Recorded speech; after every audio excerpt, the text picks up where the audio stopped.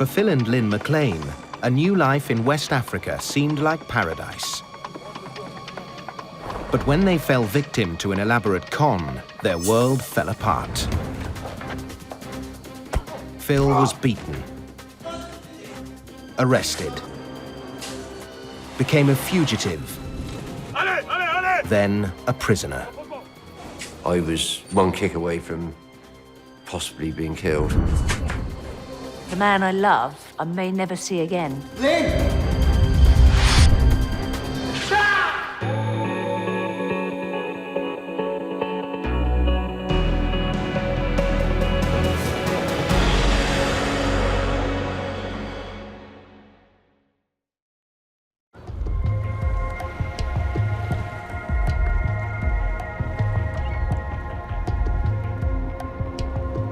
I've been fishing from the Port of Weymouth most of life, and I could see the industry collapsing, declining fast.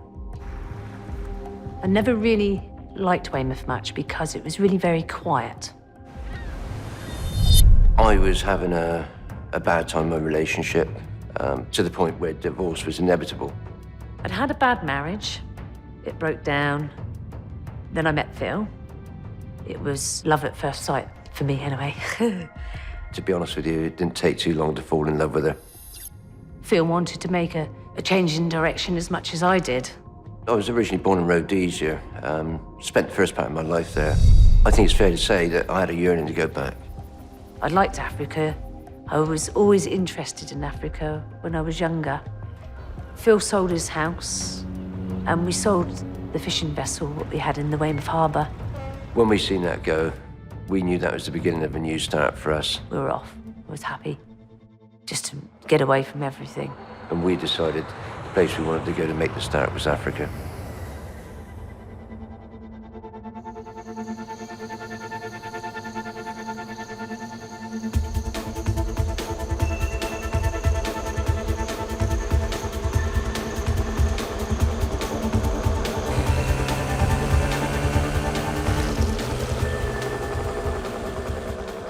"18 years ago, Phil and Lynn arrived in Gambia with their life savings, full of hope for the future.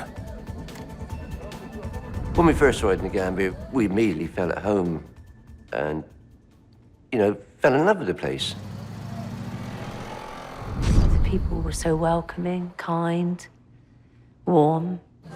Popular with tourists and travelers, Gambia seemed the perfect place to pursue their dream of running a motel together.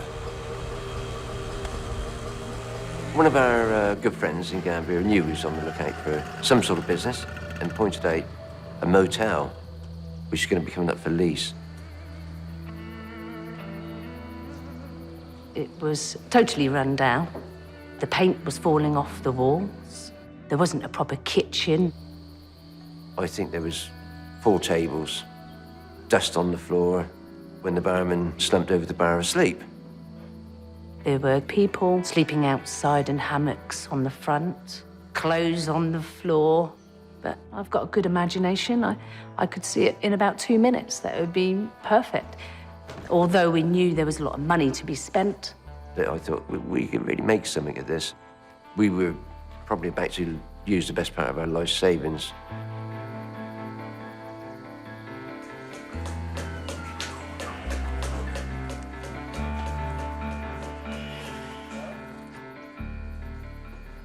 I think friends, family thought we were a tad crazy taking on this project, especially investing into a country we didn't know. But then I felt we wanted to be ourselves, do what we wanted to do. It did cost more than we thought. In the end, I think we close to £70,000 spent on the place.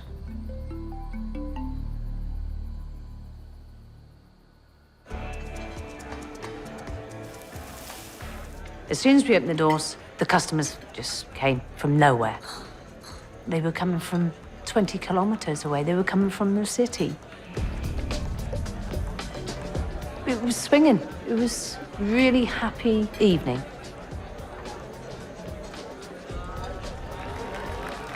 We felt we'd become part of the community. We felt at home.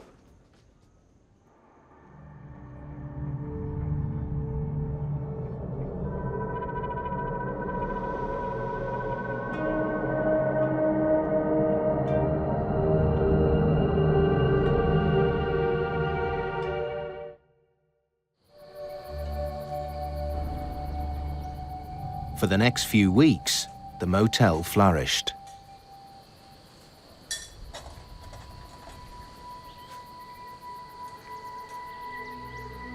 This guy walked into the bar, struggled, staggered into the bar. I could clearly see he wasn't well, and my immediate thoughts were to help him. He introduced himself as Nick. He seemed quite a nice chap.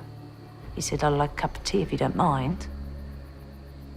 He'd explained that he lost his job. He'd been living on the streets for the last couple of 3 days. He wasn't well.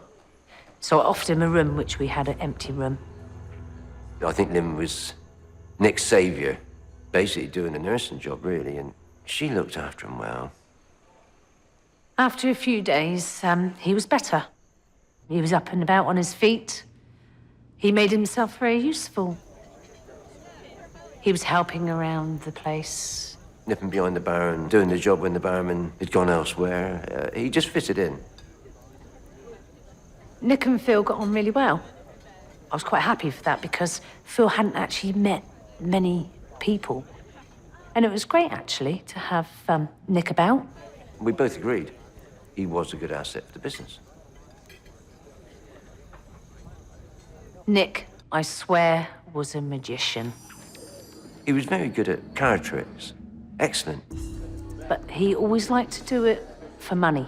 He'd always have a bet. He could fool anybody, anytime. You could bet on it. You'd never win against Nick. But the locals loved it. He could keep customers amused all day long.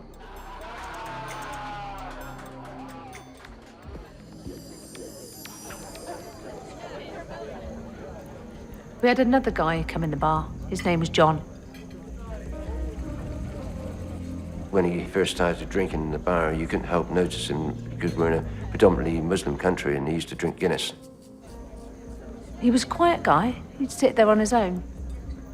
But he became a regular customer and blended in after a while, and he seemed a very nice chap. John and Nick seemed to know each other. They go through to the back rooms, out of earshot, I always thought. Sometimes I picked up on a couple of sort of kind of strange conversations. Unusual things about money, and quite vast amounts of money. They would talk millions. When I would go in, they would stop talking. Something wasn't ringing right to me. Lynn said, "You're spending too much time with this John. And it seemed a bit shady," she said.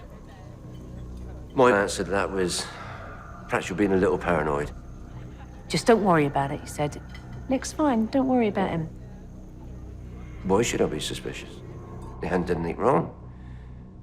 But Lynn's intuition told her differently. Should have listened. Lynn and Phil McLean's Gambian motel was flourishing. They were planning a trip back to the UK, and their friend Nick had a proposition. Nick approached me and just asked me as simple as you might ask someone when they're going down a shop. "Do you mind me doing me a favour?" Nick was asking the favour on behalf of John. I said, "Well, what is it?"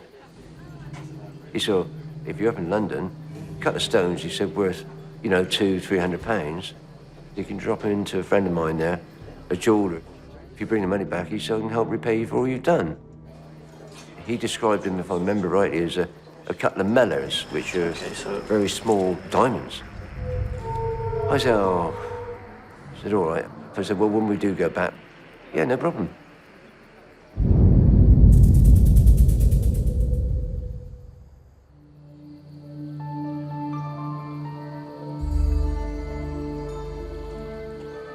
Taking Nick's precious stones with them, Lynn and Phil set off back to Britain, thinking they were leaving the motel in safe hands.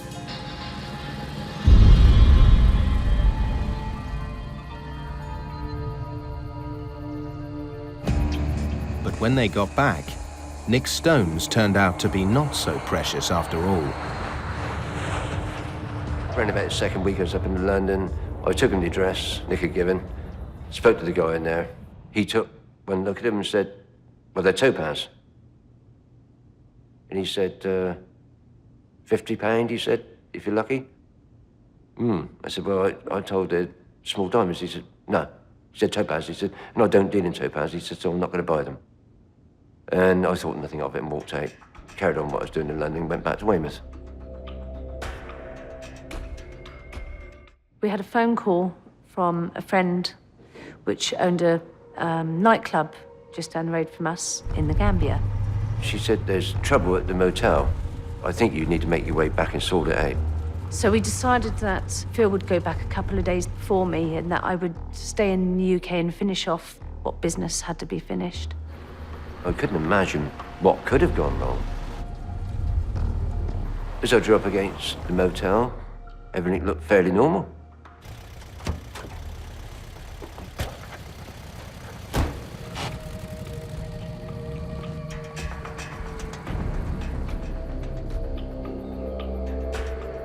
I could clearly see that the place had been ransacked, locks had been broken, doors had been broken open. I think practically everything had gone. The whole caboose. Even lampshades were missing. Furniture, curtains, tables, chairs, drinks, food. I went into our office. That was bare. I can remember my stomach churning over, just wondering the reason why. When I turned round and saw John approaching me, John was shouting, "Where's my diamonds? Where's my money? You stole my diamonds." I said, I haven't stolen your diamonds. I still have your diamonds. I said, they're not diamonds, they're topaz. Those are not my diamonds. I want my diamonds. And I threw a question. I said, you're not responsible for all these things missing, are you? He said, it's all mine.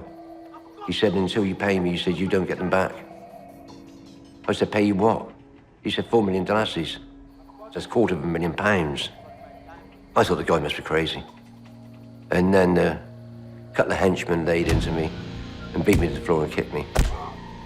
And kicked me hard, too. I want my diamonds! My first thoughts were to go to the local police station and try and get him arrested. And that's where I went. Very, very angry. I said, you know, we got the motel around the corner. I've been robbed, broken into, all the things are gone. I explained that it seemed that John was responsible for stealing all the things.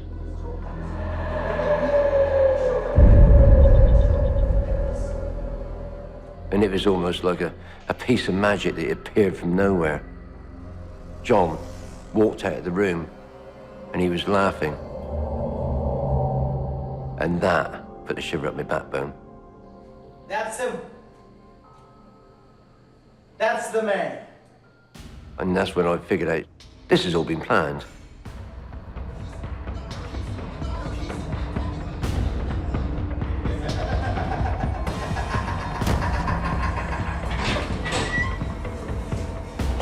I got pushed into the cell.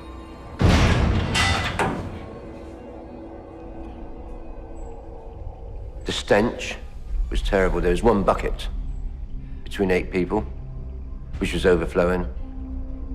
No seats, no benches. I remember thinking to myself, I've been stitched up. What do they want? Which was pretty apparent, of course. Money.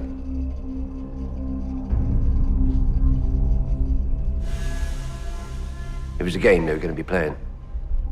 And I was thinking to myself, I'd have to prepare myself for the morning. But the only thing is I didn't get any sleep.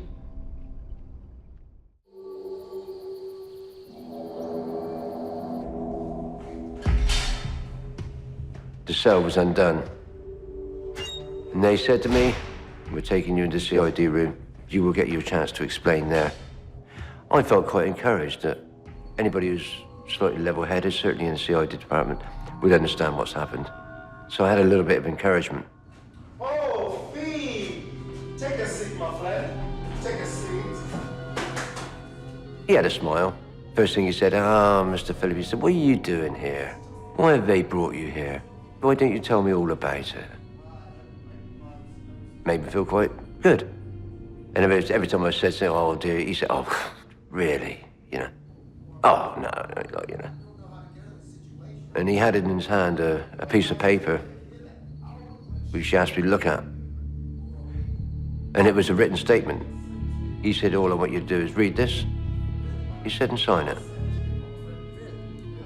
I read it, and to much of my amazement, it was a confession of a charge of stealing 2 diamonds. And I said, what the hell do you think you're doing? I tore it up in front of him. He just slammed in like a bird on his prey. You will sign it! You will sign this paper! So he turned from Mr. Nice Guy straight away to Mr. Nasty. And I can't explain how nasty he was with it. He said, this is a serious charge. He said, we're talking 4 million dollars. He said, it's my job to get the truth out of you. So I'm going to keep you in the station till I get the truth.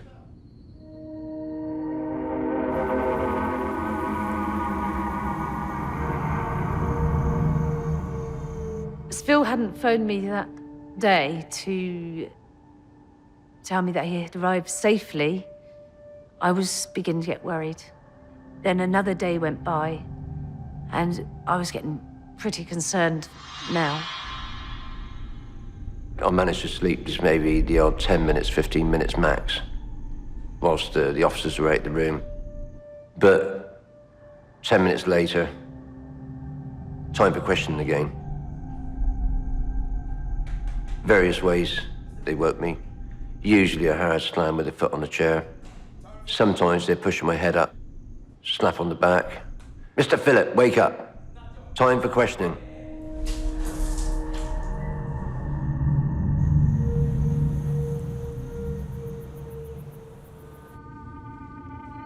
During that period, I must have been questioned 50, 60 times. Over the period of 6 days, same routine. Asked me to make a statement, refused to make a statement. I understand the time right now, but you have to sign here. I never thought once of signing. Not at all. There's a lot of people which would have signed anything just to get out of there. Okay, we'll be back. I knew if I did that, there's worse to come, not better.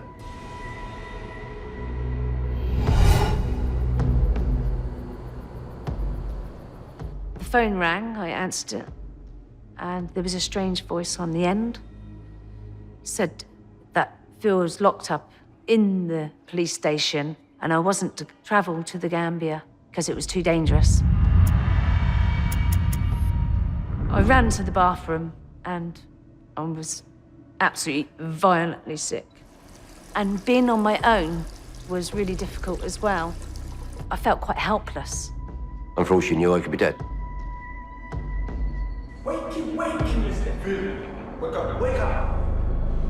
Wake him, Mr. Phil. Wake up. Time to wake up. Wake up, wake up, Phil. Phil, it's me. It's me, your lawyer. Lynn, I think, made other contacts and phoned our lawyer. He said, you know what serious trouble you're in, don't you? You could get 10 years in prison for this. Maybe I'm the only person which can help you. But like all things, you have to pay. And of course I was carrying cash, and the police hadn't taken anything from me. And I made a payment to him of $7,500 in order to seek for my release or bail. He said, don't worry, he said, this time tomorrow, he said, you'll be free. And he disappeared.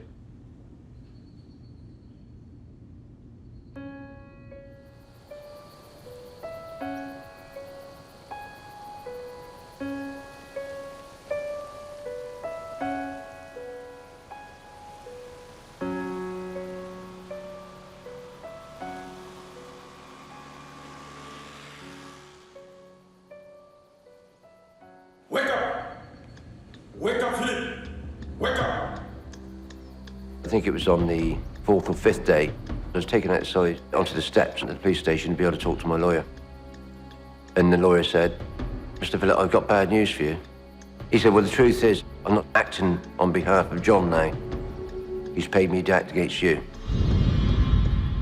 I was speechless. Then I said to him, "Can I have my money back, please?" The answer's no. Not only did he double-cross me, he stole the money. And that was our lawyer. After 6 days in police custody and exhausted after very little sleep, Phil was bundled off to court.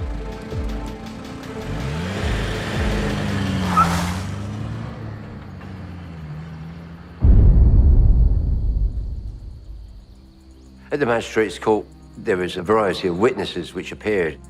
There was John, of course, which is a complainant, and one of the main witnesses was Nick. I was officially being charged in court with the theft of 2 diamonds to the value of 4 million dollars, £250,000. The magistrate asked John to describe these diamonds, and his description of the diamonds was, they're as big as an egg. They were saying that I personally tested these diamonds and agreed with them they were worth $4 million. If I didn't bring him the $4 million, I would let him cut my throat. It seemed that the magistrate appeared to believe him. When Nick came to court, I didn't know what to expect. This was the man which Lynn and I had rescued, even saved his life. He's the man which was our best friend. He's the man we trusted. He told a pack of lies, a complete pack of lies. Nick said that I'd switched the diamonds and replaced them with something completely different. I just knew there and then that he was part of the conspiracy. I felt about Nick a total betrayal, what I classified only months earlier as being one of our best friends. Phil's case was adjourned. The court took his passport and he was released on bail.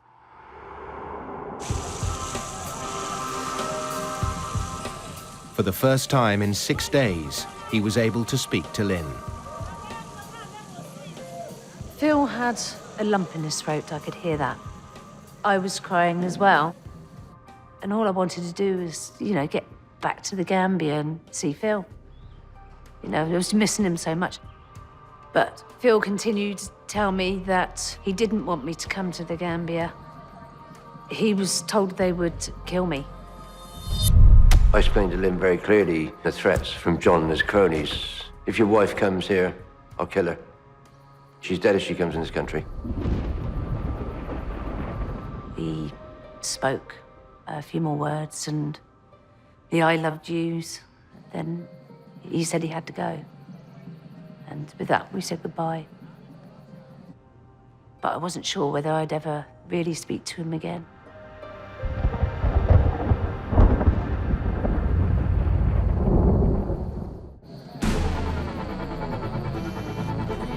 Freed on bail by a Gambian court, Phil McLean would soon face final judgment.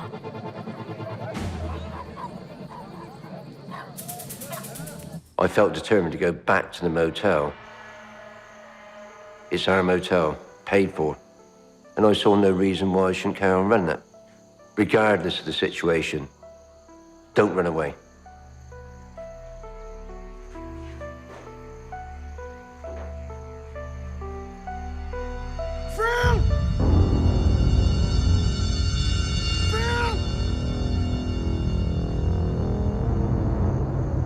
I turned round and out of the blue, John stood there, no clothes, all apart from a thong, and he said, "I've come to kill you."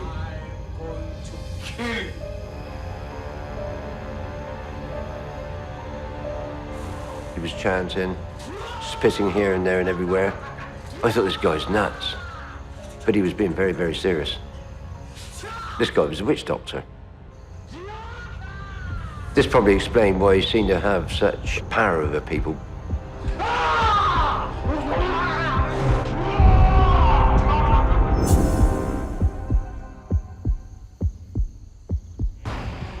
But then out of the blue, his henchman lunged at me and just beat the crap out of me. It took 3 of them to do it. This time I fought back. I got a couple of blows in, but 3 against 1 is not. No.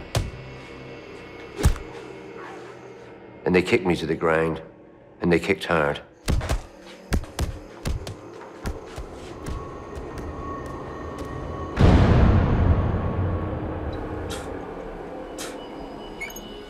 I lost both of my dog teeth. I was bruised all around the rib cage. I was cut on the face, cut on the arms. I had boot burns on my chest. I was 1 kick away from possibly being killed. In fear of his life, Phil abandoned the motel. He took refuge in a friend's secure compound, well out of town. After 3 months apart, it finally seemed safe for Lynn to join him.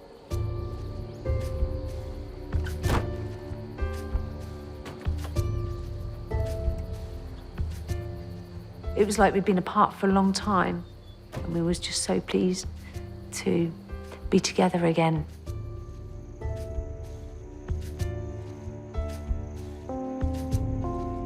But the sense of safety lasted only a few days.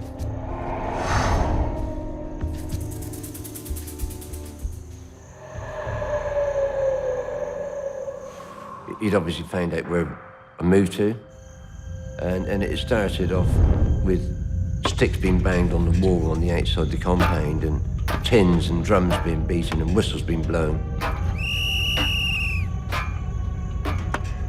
We could hear our names being called, for sure. We knew it was directed at us. Phil!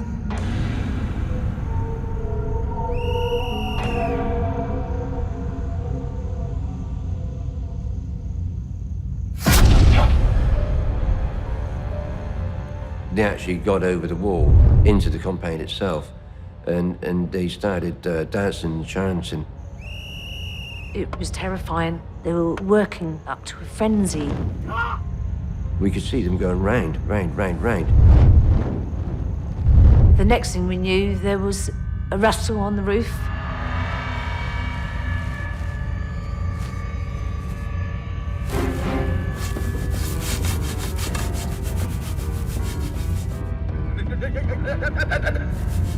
And they were working their way through the grass roof, and then a pair of hands and arms appeared through the roof.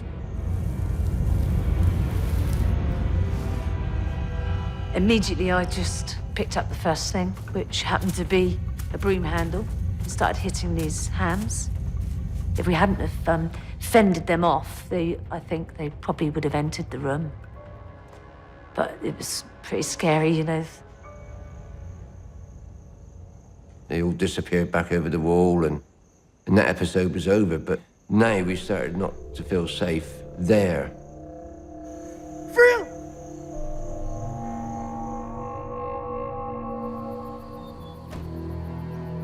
Now that John had discovered their hideaway, they were both at risk, and Phil persuaded Lynn to fly home.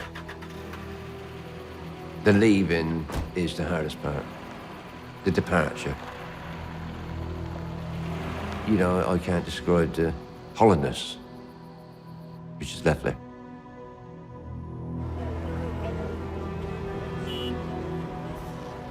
Phil couldn't leave Gambia. The authorities still held his passport, and in just 5 days' time, he was due in court to face the verdict. I saw that the odds were well stacked against me. I could see nothing but bad coming out of this. I stood to go to prison for 10 years, and I didn't like that idea. Faced with the prospect of prison, Phil came to a decision. He would go on the run, using illegal people smugglers to get him out of the country. You pay the right people, you take the route. Could be caught. For me, that would have been very bad news. Put in the hands of the Gambian government trying to escape. I'd lose my bail and end up in the prison. His plan was to cross the border into Senegal, make his way to the coast, and charter a boat to Sierra Leone, where he had contacts who could get him back to England. But with his trial date looming, he had just 5 days to do it.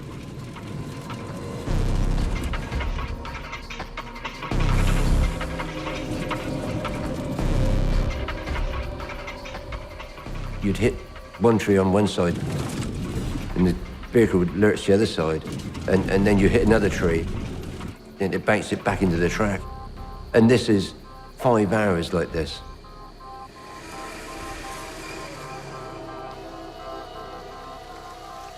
At the end of day 1, Phil was over the border.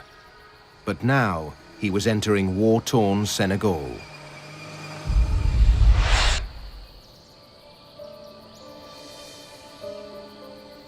So the journey was going really quite well. But the vehicle started to slow down. And you could clearly hear the anxiety amongst the people I was traveling with.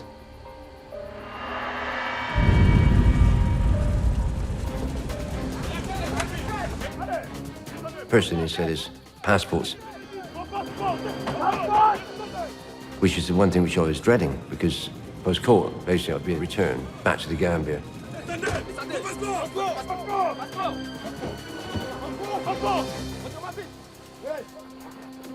And at that point I thought, plan B, quick. If it works elsewhere, why not bribe them? It's the only thing which is going to work for me.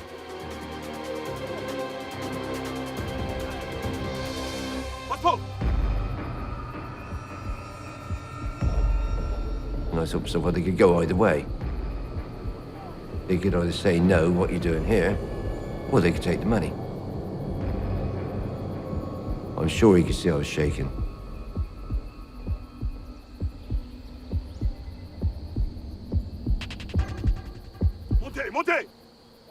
It was my lucky day. They took the money.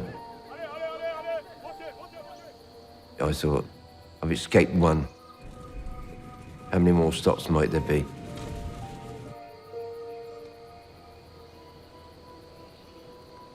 Phil reached the coast. Now he needed a boat to smuggle him to Sierra Leone. But the locals were nervous. I spent hours and hours haggling with the fishermen there.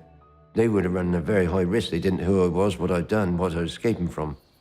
They seemed to think the money didn't outweigh the risk, and they didn't really want to take me. It was a severe blow.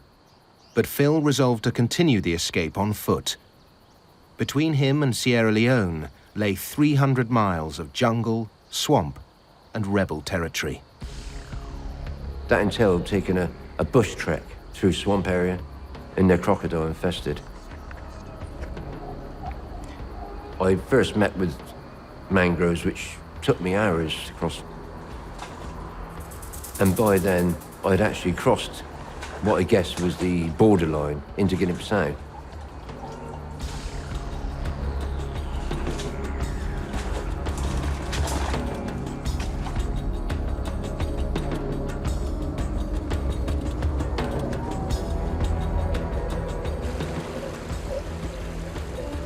And then I met with the other side of the river, with the other mangroves.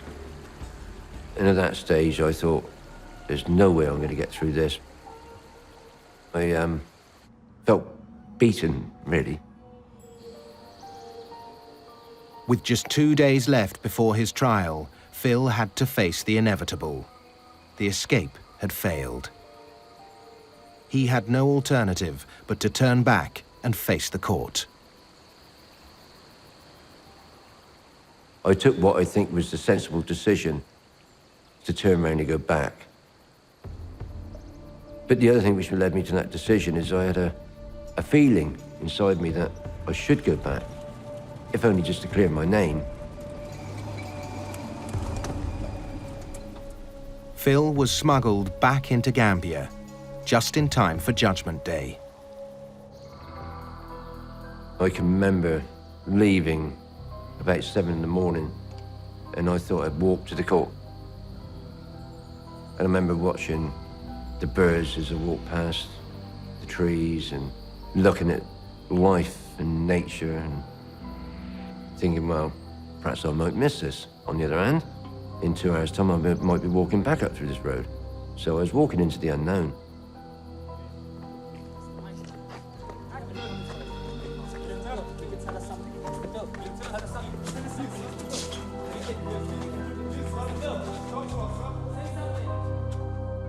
The hearing was brief. Phil was found guilty and sentenced to 6 years in prison with hard labor.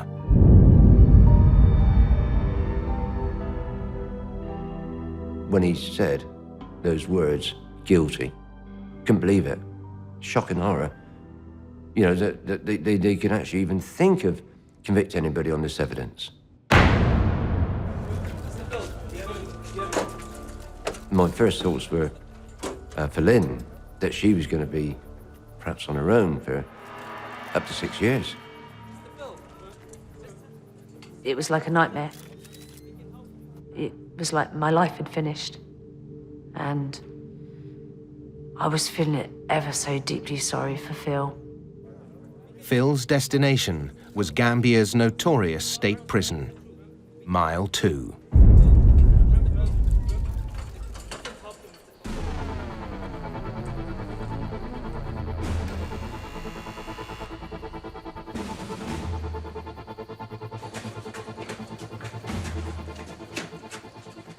The brutality immediately when I got in there, I was beating the cell with a truncheon.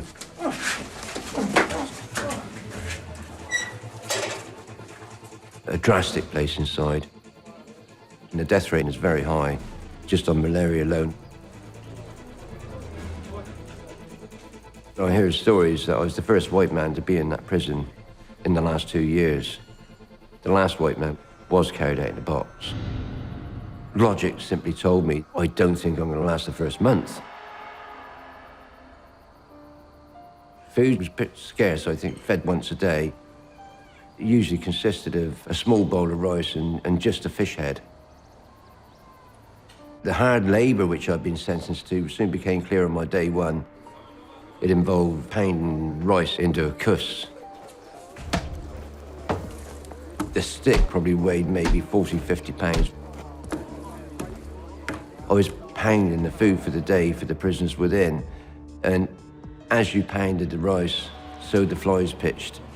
And every time you come down with a piece of wood, which is like a hammer, you just squash the flies straight into the rice. And that somewhat put me off of my diet of rice and fish, because I just knew what I was eating was rice, flies and fish. I'm not a big chap, and I've certainly lost a lot of weight and a lot of strength already. I could so easily have fallen very, very ill with exhaustion, dehydration and malnutrition. So when the guards weren't looking, the inmates were good enough to take over for me and pound for me and sit me down out of the sun, because one of the problems is it was done in the midday sun, and it was maybe 40 degrees C. This strapping big chap, which was in the same cell as me, he said, if I whistle, he said, you get back up here now and carry on. I would have been in a really, really bad way without them. With the inmates' help, Phil had survived his first days in captivity, but he still had another 6 years to go. At Gambia's Mile 2 prison, Phil McLean had served 2 weeks of his 6-year sentence. One of the guards came to the cell and shouted my name and said, "Visitor!" And everybody clapped their hands inside the cell and they said, "You're very lucky. Nobody gets visitors here." To my surprise, I could see Mr. Norman Manison. He was a British businessman who'd set up a company in the Gambia. We'd only just met him briefly, but he did say anytime you ever need anything, just to call, and which I did. I called Norman. He was in a terrible shocking state. They give him 6 years. I didn't think he would last 6 months. He convinced me of his honesty, and it was quite obvious to me that he had been set up and conned. What clinched it for Norman was the name of the man at the heart of the scam, a man he'd employed in Gambia, Nick. Nick was acting as our agent in Gambia, but it became apparent the man was an out-and-out con. I myself had been robbed for some £35,000. Nick's environment was very much with the mafias out there. He said, and I'm going to organise and try and get you some bail on appeal. And if we can get bail for you, he said, we can get you 8. But I cannot promise anything whatsoever. He said, but I can do my best.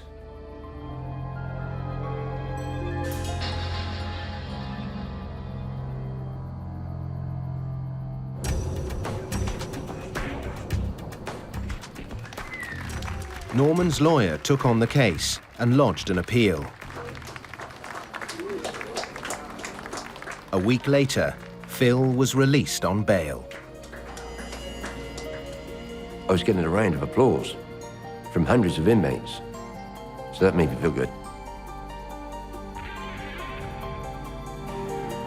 I looked into the driver's mirror and I could see myself looking like somebody had been abandoned on a desert island for 2 years and could have easily dived into a bin for food. That's what I looked like and felt like.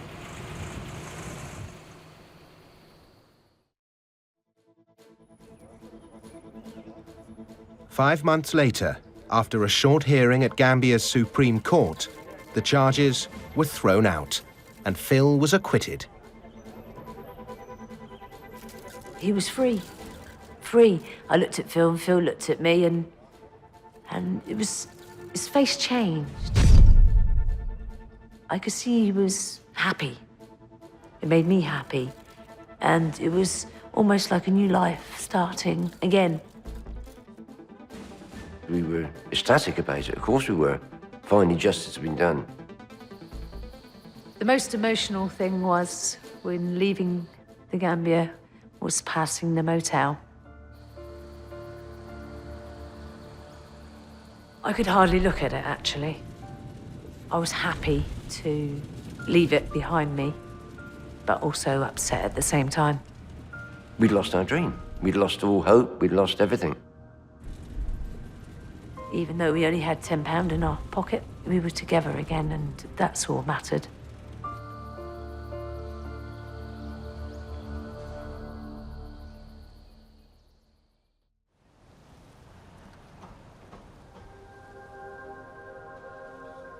The dream of Gambia is long gone. But in Spain, Phil and Lynn have found a smaller, safer version of paradise. I mean, the most important thing is Lynn and I have got each other. And second to that is I'm still alive. And I value life probably better these days than I ever did before. We've got a perfect relationship. We're perfect friends. We're together today, and it's just great. Really, I'm quite content. But it's always in the back of the mind that, you know, we'll never get back what we had before. But it's only money. After all, it's only money.